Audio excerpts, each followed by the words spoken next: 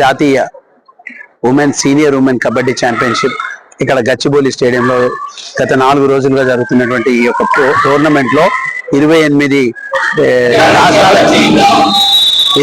రాష్ట్రాలకు సంబంధించినటువంటి ఈ యొక్క టీమ్స్ అన్ని కూడా ఇక్కడ పార్టిసిపేట్ చేయడం జరిగింది. అందులో సీనియర్ కబడ్డీ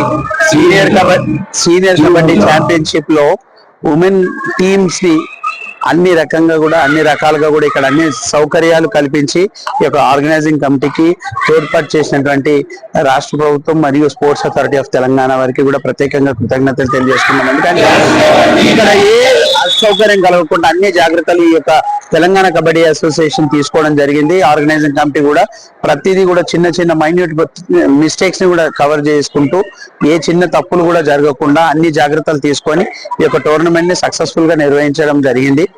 ఈ టోర్నమెంట్ లో మొత్తం 48 మ్యాచ్లు నిర్వహించగా అందులో ఇప్పుడు సెకండ్ సెమీఫైనల్ జరుగుతుంది. నెక్స్ట్ ఈ రోజు తోటి ఈ యొక్క టోర్నమెంట్ కంప్లీట్ అవుతుంది. ఎందుకంటే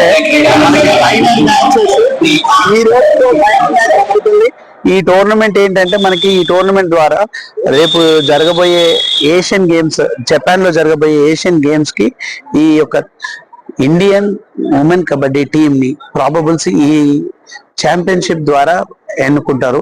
కాబట్టి ఇక్కడ జరిగినటువంటి ఈ యొక్క అన్ని మ్యాచెస్ లో బెస్ట్ గా పర్ఫామ్ చేసిన వాళ్ళ ఒక స్టాట్స్ తో పాటు ప్రతి ప్లేయర్ స్టాటిస్టిక్స్ కూడా ఈసారి తీసుకోవడం జరుగుతుంది. దాంతో పాటు ఏంటంటే మనం ఈ యొక్క కబడ్డీ పోటీలను ఎక్కువగా ఎంకరేజ్ చేయడం వల్ల మన ఏరియాలో, మన ప్రాంతంలో, మన రాష్ట్రంలో కూడా ఈ యొక్క స్పోర్ట్ ని చాలా రూరల్ ఏరియాస్ లో కూడా మనం ఈ విధంగా ఏర్పాటు చేసే దానికి మేము ప్రయత్నం చేస్తున్నాం.